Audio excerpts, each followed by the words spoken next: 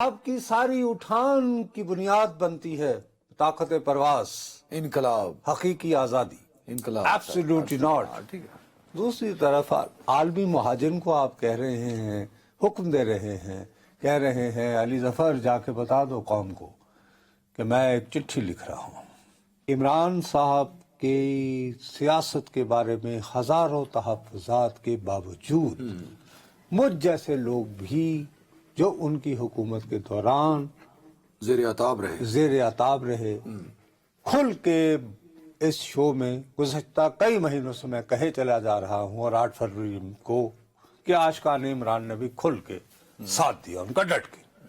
وہ ایک بہت طاقتور لیڈر کے طور پر ایمرج ہوئے ہیں، کوئی پسند کرے یا نہ کرے۔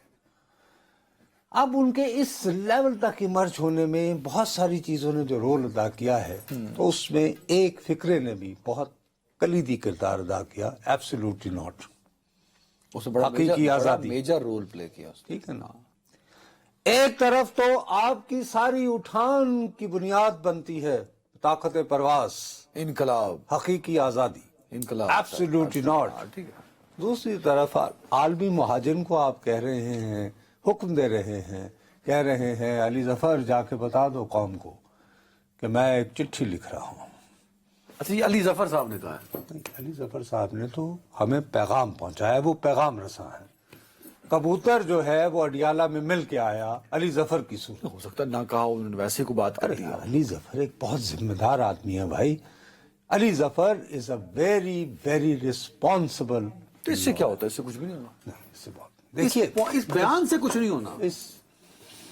میں کہتا ہوں کہ خالی اس انٹینشن کا اظہار ہی، میں اور تم جو ہیں، کتنی پریشانی 2 ہفتوں سے ہمیں لاحق رہی، حکومت سازی اور معاشی اچھا ہم دونوں چیخ کے رو رو کے مر گئے کہ یار ملک کو دیوالیہ دیوالیہ دیوالیہ، سوچیں سوچیں سوچیں۔ Very right. کل ہمیں تھوڑا سا اطمینان ہوا کہ چلو یار شکر ہے۔ ایک فارمیشن اور حکومت۔ اچھا اب یہ کہ یہ جو انتظام ہے، یہ جو بندوبست ان دونوں کے درمیان طے ہوا ہے یا نہیں، میں کھل کے جیسے کہہ رہا ہوں کہ میں اس کے بارے میں کوئی اتنا خوش نہیں ہوں۔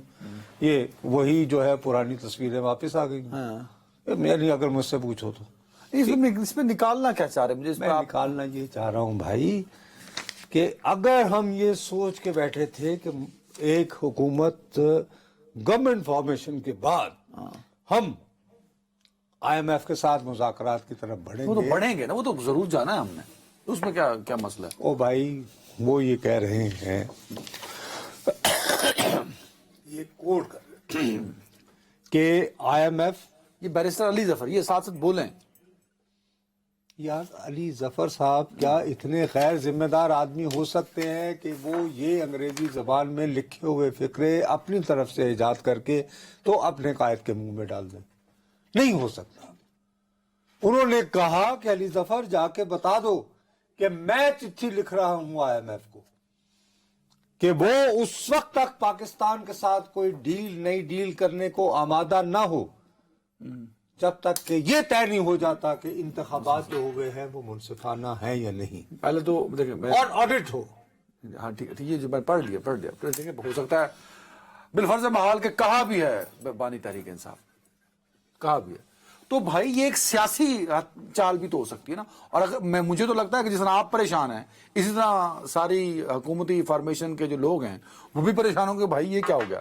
تو پریشانی تو بنا دی نا انہوں نے اپنے مخالفین کے لیے۔ فارمیشن کی کوئی غرض، مجھے حکومتی فارمیشن کی پریشانی کی کوئی غرض نہیں ہے۔ خط لکھا تو نہیں ہے نا، میں ایک پاکستانی کی حیثیت نہیں، لکھا تو نہیں ہے، ان کی جانب سے صبر کا اظہار itself ڈرایا ہے۔